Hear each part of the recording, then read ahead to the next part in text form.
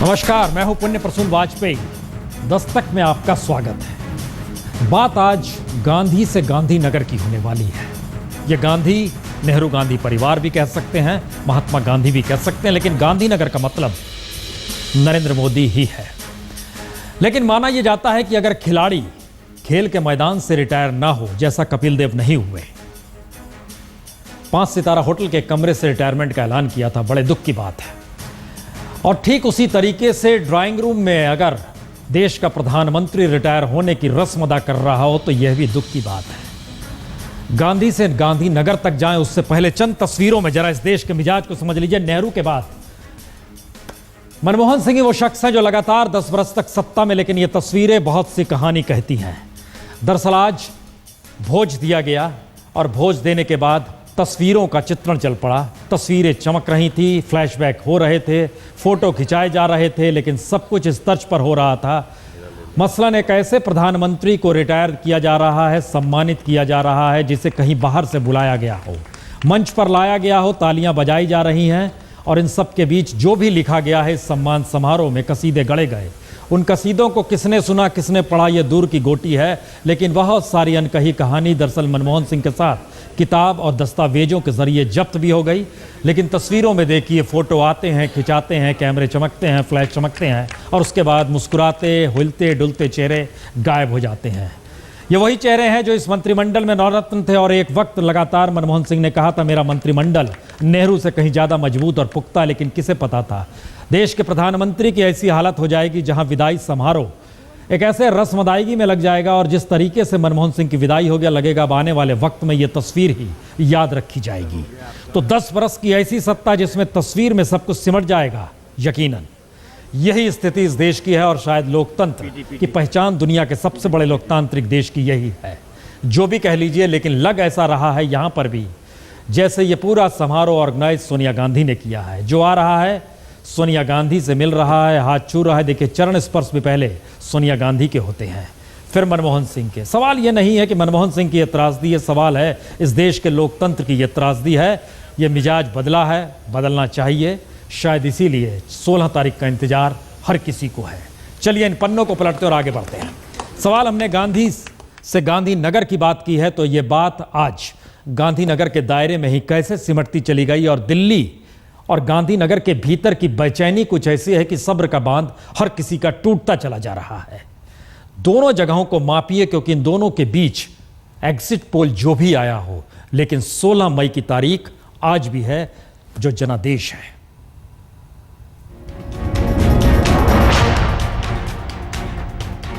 दिल्ली और गांधीनगर के बीच 16 मई का जनादेश कितना भारी है, ये इसी से समझा जा सकता है। ना तो दिल्ली ना ही गांधीनगर किसी भी तरह से सब्र करने के मूड में है। हर तरफ बेचैनी है। गांधीनगर बेचैन है दिल्ली आने के लिए, और दिल्ली बेचैन है गांधीनगर के दरबार में दस्तक देने के लिए। सब्र का बांध कैसे कहां टूट रहा है, यह बीजेपी के नेताओं से लेकर स्वयंसेवकों की बेचैनी से समझा जा सकता है। गांधीनगर में मोदी का दरबार सज चुका है, जहां दोपहर में बीजेपी अध्यक्ष राजनाथ सिंह, पूर्व अध्यक्ष नितिन गडकरी और अरुण जेटली पहुंच गए। तो गांधीनगर जाने से पहले गडकरी ने दिल्ली में लालकृष्ण आडवाणी और सुषमा स्वराज का दरवाजा खटखटाया। फिर राजनाथ भी सुषमा स्वराज के दरवाजे पर पहुंचे। सवाल है, मान मुनव्वल हो रहा है या फिर भविष्य में राजनीति के नए संकेत दिए जा रहे हैं। हो जो भी, मुलाकात के बाद भी आडवाणी घर से बाहर नहीं निकले, घर में ही कैद रहे। लेकिन मुलाकात के बाद सुषमा स्वराज ने हवाई जहाज पकड़ा और सीधे भोपाल चली गई।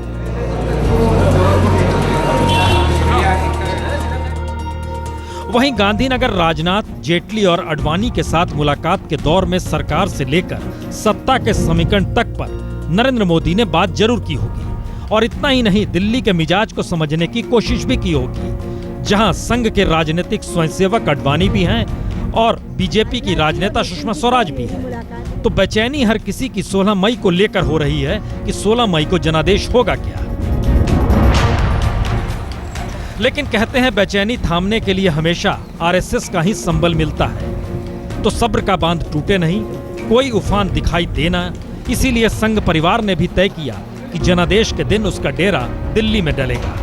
कल शाम बीतते बीतते सरसंघचालक मोहन भागवत हो या सेकंड इन कमान भैयाजी जोशी या फिर मोदी के पीछे खड़े अडिग सुरेश सोनी, सभी दिल्ली के झंडे वालान पहुंच जाएंगे। और 16 को जैसे ही साफ हो जाएगा कि बीजेपी अपने बूते सरकार बना सकती है, नरेंद्र मोदी अपने हिसाब से मंत्रिमंडल गठ सकते हैं, वैसे ही हर वरिष्ठ को समझाने बुझाने का काम संघ करेगा और मोदी की सरकार का चेहरा भी संघ ही यहां पर तय कर देगा। और उसके बाद 16 को नहीं बल्कि 17 मई को दिल्ली में मोदी विजय का शंखनाद करते हुए पहुंचेंगे और उससे पहले ही सरसंघचालक बंगाल के लिए रवाना हो चुके होंगे। सब कुछ किसी फिल्म की तरह हो रहा है, एक सस्पेंस फिल्म की तरह, जिसमें स्क्रिप्ट लिख कौन रहा है? स्क्रिप्ट जनता लिख रही है। पोएटिक जस्टिस कौन करेगा? आखिर में आरएसएस को करना है। नायक कौन निकल कर आएगा? नरेंद्र मोदी इंतजार कर रहे हैं। बहुत सारी बिसातें बिछ रही हैं। हम चर्चा आगे बढ़ाएं उससे पहले हमारे संवाददाता 3 जुड़ चुके हैं हमारे साथ। गांधीनगर से हमारे साथ गोपी है, दिल्ली में बीजेपी हेडक्वार्टर पे मौजूद है अमिताभ, जिनसे संघ की धड़कन भी समझनी है। और एक बड़ी महत्वपूर्ण बात है कि एग्जिट पोल के बाद ऐसा क्या कमाल हुआ कि शेयर बाजार कुलांचे मारने लगा। वीरेंद्र गुलामत इस वक्त हमारे साथ मुंबई में है, शेयर मार्केट के पास, हम वहां भी चलेंगे। लेकिन गोपी, सबसे पहले आपके मीटिंग खत्म हुई, गांधीनगर की धड़कन क्या कहती है? जी बिल्कुल प्रसून जी, मैं आपको बता दूं कि मीटिंग अभी अभी खत्म हुई है। 5:30 बजे से शुरू हुई थी, अभी जस्ट खत्म हुई है और जो नेता है वो यहाँ से एयरपोर्ट के लिए निकले। लेकिन जहाँ तक गांधीनगर के लोगों की बात करते हैं, हम अगर गुजरात के लोगों की बात करते हैं तो सबसे अहम कह सकते हैं 13 साल उन्होंने मोदी का शासन देखा है। कहीं ना कहीं अब गुजरात की जनता ये चाहती है कि मोदी जिस तरीके से उन्होंने गुजरात का विकास किया वो देश का विकास करे। इतना ही नहीं प्रसून जी, अगर मोदी प्रधानमंत्री बनते हैं, जिस तरीके से एग्जिट पोल आए हैं, तो मोदी ऐसे दूसरे प्रधानमंत्री बनेंगे मोरारजी देसाई के बाद जो गुजरात से है। तो साफ तौर पर अगर कुल मिला के देखा जाए तो वही एक सवाल ये भी खड़ा होता है कि गुजरात में अगला मुख्यमंत्री कौन होगा, गुजरात में उनका नरेंद्र मोदी का उत्तराधिकारी कौन होगा, उसको लेकर भी काफ़ी सारी मीटिंगें चली है, काफ़ी सारे दौर चल रहे हैं। लगातार एक नाम जो सामने आ रहा है वो आनंदीबेन पटेल का आ रहा है। बताया यही जा रहा है कि आनंदीबेन पटेल मोदी की काफी करीबी नेताओं में से एक है। यही वजह है कि हम इस पे आते हैं, क्योंकि वक्त की रफ्तार से आगे राजनीति या सियासत की धार होती नहीं है। लेकिन संघ ने कभी इस पर भी पार पाने की कोशिश की थी। अमिताभ, सुबह से आप संघ को भी टटोल रहे हैं, बीजेपी को भी टटोल रहे हैं। सच बताइएगा, धड़कन किसकी बढ़ी हुई है, बीजेपी की या संघ की? धड़कन तो बीजेपी के तमाम आला नेताओं की, नरेंद्र मोदी की और संघ की भी बढ़ी होगी प्रसून, क्योंकि सरसंघ चालक ने भी काफ़ी कुछ दांव पर लगा रखा था। सीधे सीधे नरेंद्र मोदी पर दांव खेल रखा था। संघ के कार्यकर्ता देश के गांव-गांव तक पहुंच रहे थे, बूथ पर संघ के कार्यकर्ता काम कर रहे थे। जाहिर तौर पर जिस पर दांव लगाया है और जिन्होंने दांव लगाया है, सबकी सांसें जरूर चढ़ी हुई होंगी आज। ऐसा क्या है कि सरसंघ चालक को कल दिल्ली आना पड़ रहा है, डेरा डालना पड़ रहा है? जिस दिन फैसला आएगा उस दिन दिल्ली में रहेंगे और हमें जानकारी मिली फैसला आने के बाद अगले दिन बंगाल रवाना हो जाएंगे। लेकिन क्यों रहेंगे दिल्ली में? देखिए, पहले संघ के लोगों ने यही बताया था कि वो दिल्ली आ रहे हैं, लेकिन प्रसून थोड़ा कार्यक्रम में बदलाव है। कल वो दिल्ली से बाहर हैं, कल हो सकता है देर रात तक पहुंचे, लेकिन संघ की ऐसी कोई बैठक नहीं है। लेकिन वो जहां भी हैं, संघ के शीर्ष नेता जो हैं, संघ के शीर्ष सरसंघ चालक हो चाहे सरकारवा, सब चीज़ों पर पैनी नज़र बनाकर रखेंगे। और एक चीज़ और साफ है कि सरसंघ चालक और नरेंद्र मोदी में अब सीधा संवाद चल रहा है। कोई बीच में बिचौलिया नहीं है कि जो इधर की बात उधर पहुंचाने का काम करे। वीरेंद्र, अब आपके पास भी आते हैं, लेकिन हमको लगता है 2 रिपोर्ट दिखानी बड़ी जरूरी है, एक गांधीनगर और दूसरा मुंबई स्टॉक एक्सचेंज। सबसे पहले गांधीनगर, किस पे नजर है? कौन वो शख्स होगा जो वाकई उत्तराधिकारी होगा, या दिल धक धक नरेंद्र मोदी का किसी को भी उत्तराधिकारी बनाने से पहले धड़क रहा है? ब्रेक देखिएगा, पहले उस रिपोर्ट को देखिए। आनंदी पटेल, नितिन पटेल, सौरभ पटेल, वजू भाई जी, यही वो 4 चेहरे हैं जो गुजरात में मोदी के राजपाट को संभालने के असल दावेदार हैं। सभी गुजरात मंत्रिमंडल ही नहीं, गुजरात में नरेंद्र मोदी के 9 रत्नों में से एक है। लेकिन इन्हीं में से कोई कोहिनूर होगा, चुनना नरेंद्र मोदी को ही है। क्योंकि 2001 में जब नरेंद्र मोदी को सीएम पद सौंपा गया था, उस वक्त दिल्ली की सियासत ने आरएसएस से इजाजत ली थी, क्योंकि सीएम की कुर्सी पर बैठने से पहले संविधान की शपथ लेनी पड़ती है। और चूंकि उस वक्त नरेंद्र मोदी की पहचान संघ के प्रचारक की थी, तो संघ की इजाजत चाहिए थी। लेकिन इस बार गुजरात के सीएम पद के लिए कोई नया प्रचारक नहीं आ रहा, तो संघ ने भी गुजरात के सीएम नरेंद्र मोदी को ही यह खुला अधिकार दे दिया कि वही तय करें कि उनका उत्तराधिकारी होगा कौन। और बीजेपी ने तो पहले ही कह दिया कि नरेंद्र मोदी जो कहें वही आखिरी लाइन। लेकिन नरेंद्र मोदी की मुश्किल सिर्फ उत्तराधिकारी चुनने भर की नहीं है। मोदी की मुश्किल है कि गुजरात के उस औरे को बनाकर रखा जाए जिसे उन्होंने बीते 13 बरस में बनाया। मोदी की मुश्किल यह भी है कि वोट बैंक और गवर्नेंस में सामंजस्य गुजरात में दिखाई दे। मोदी की मुश्किल यह भी है कि 2002 के गोधरा कांड के बाद उन्होंने जिस तरीके से गुजरात को उबारा, 2014 के बाद जब वो दिल्ली निकल पड़ेंगे तो उसके बाद हालात नए बनने चाहिए। मोदी की मुश्किल यह भी है कि गुजरात की पहचान के आश्रय ही वो दिल्ली की कुर्सी के करीब जा खड़े हुए हैं, और जब 16 को जनादेश आएगा तो उसके बाद दिल्ली की तरफ उनके कदम बढ़ेंगे, तो क्या गुजरात से आगे उन्हें देखना सोचना ही होगा। वजह भी यही है कि वडोदरा की सीट से ज्यादा अब बनारस की सीट नरेंद्र मोदी को रास आने लगी है, और मोदी खुद में ये मान चुके हैं कि गुजरात का घेरा तोड़े बगैर दिल्ली साधना मुश्किल होगा। और फिर अच्छे दिन आने वाले हैं का नारा तो गुजरात से ही निकला और गुजरात को देखकर ही निकला। तो ऐसे में जब नरेंद्र मोदी गुजरात से बाहर होंगे या कहीं दिल्ली में होंगे, तो उनके उत्तराधिकारी को अच्छे दिन गुजरात में बरकरार रखने होंगे। और ये बरकरार कैसे रहेंगे, ये उत्तराधिकारी तय करे या फिर नरेंद्र मोदी बार बार दिल्ली से मुड़कर गुजरात की तरफ देखे, मुश्किल यह भी है। आज तक ब्यूरो। गोपी, एक सवाल तो हर किसी के जहन में है, अच्छे दिन आने वाले हैं का फलसफा गुजरात से ही चला। मोदी दिल्ली आ जाएंगे तो गुजरात के अच्छे दिन बचेंगे क्या?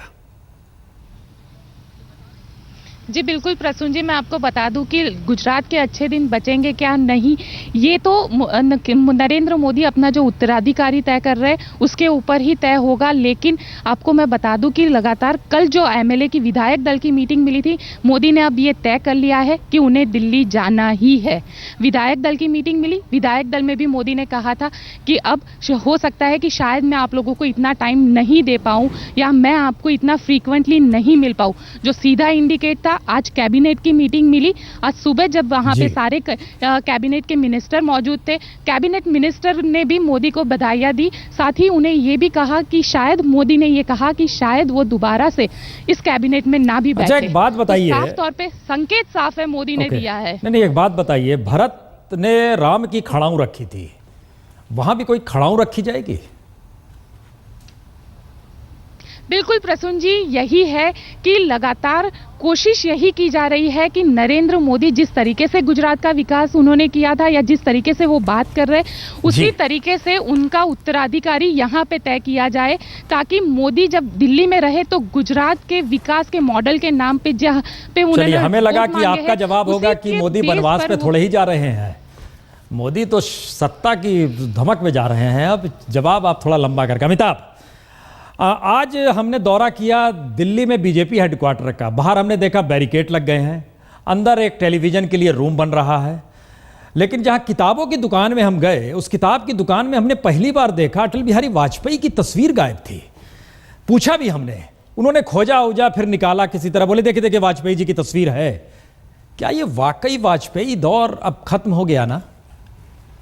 देखिए, वाजपेयी दौर की जहाँ तक वाजपेयी का चेहरा प्रसून एक लगातार पार्टी लेकर आगे बढ़ी है। अगर प्रेस कॉन्फ्रेंस के हॉल को देखें, वहाँ अटल जी का चेहरा, सिर्फ अटल बिहारी वाजपेयी का चेहरा चमकता है। पार्टी के अगर बाहर ठीक पीछे आप साइन बोर्ड को देखें, बोर्ड को देखें, उसमें भी अटल बिहारी वाजपेयी का सबसे पहला चेहरा है।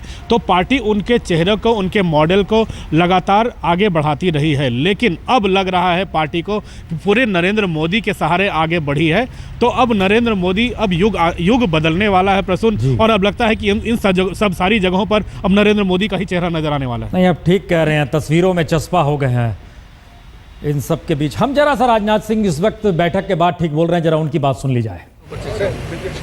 ऐसा है, इलेक्शन कैंपेन 10 मई को समाप्त हुआ था, उसके बाद हम लोगों का साथ बैठना नहीं हो पाया था।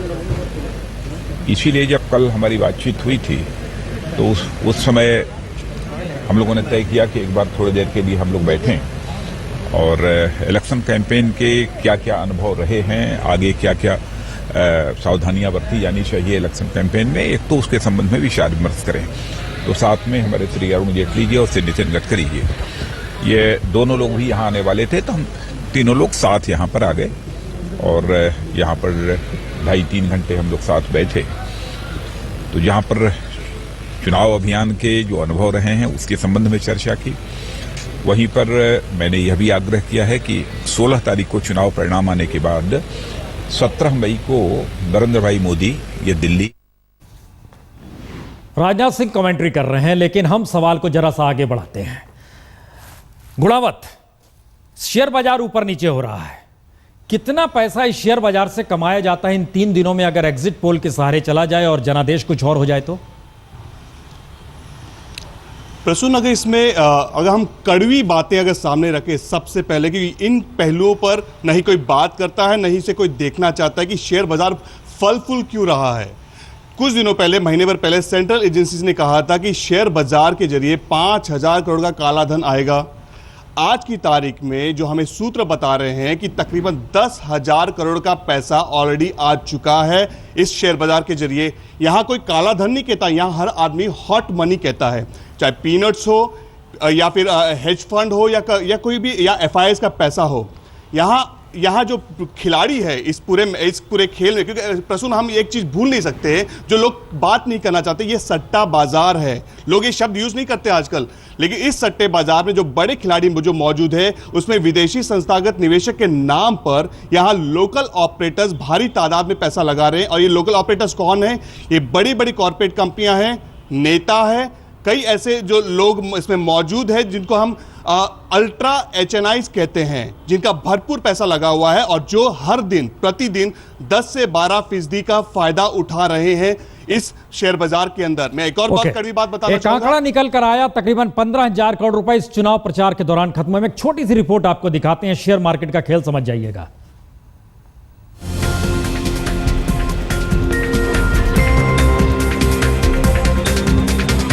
ढाई लाख करोड़, कुछ ऐसा ही आंकड़ा है जो एग्जिट पोल के बाद शेयर बाजार में कुलांचे मार रहा है और 16 मई को जनादेश का इंतजार भी कर रहा है। दरअसल बीजेपी को 225 से 250 तक अगर सीटें मिलती हैं तो शेयर बाजार 2.5 लाख करोड़ का गोता लगा लेगा, और अगर 250 से ऊपर यानी 272 के जादुई आंकड़े को छूने वाले हालात बने तो 2.5 लाख करोड़ से ज्यादा का मुनाफा होगा। ध्यान दें तो एग्जिट पोल में जैसे ही एनडीए ने 272 के जादुई आंकड़े को पार किया, या कहें 250 का आंकड़ा पार किया, वैसे ही शेयर बाजार कुलांचे मारने लगा।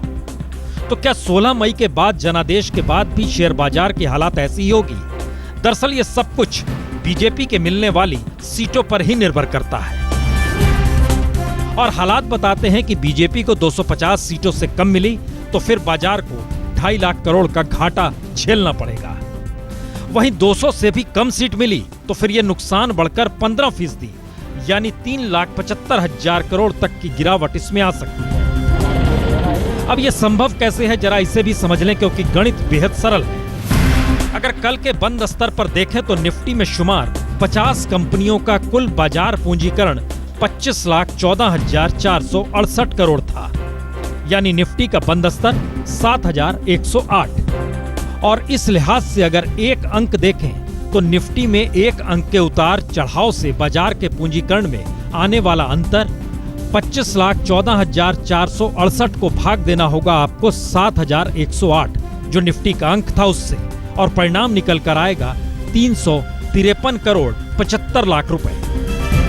अगर निफ्टी 700 अंक गिरा या चढ़ा तो फिर बाजार में यही 353.75 करोड़ को आपको 700 से गुना कर देना होगा, और परिणाम होगा 2,47,626 करोड़, यानी तकरीबन 2.5 लाख करोड़। जी, इतना ही फर्क पड़ेगा। अगर 225 या उससे कम सीट मिली और 700 अंक गिर गया तो फिर 2.5 लाख का नुकसान, और अगर ज्यादा आ गया तो 2.5 लाख का फायदा।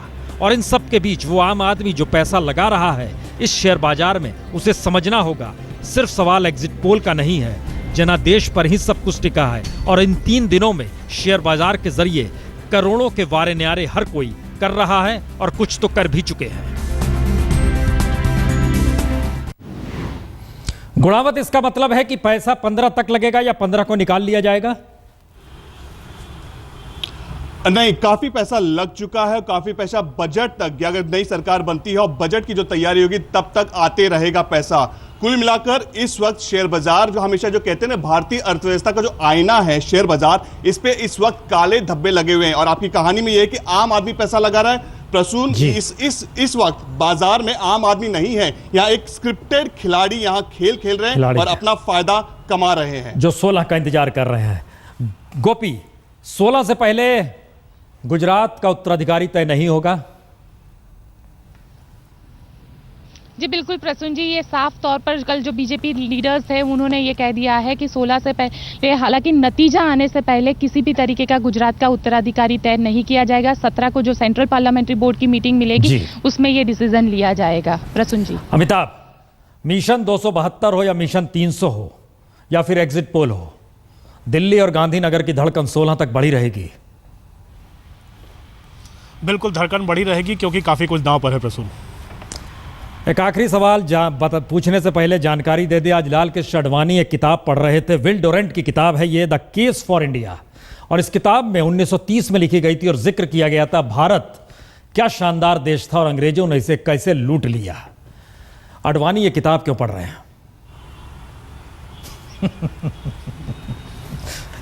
चलिए खत्म करते हैं, दस्तक में इतना ही।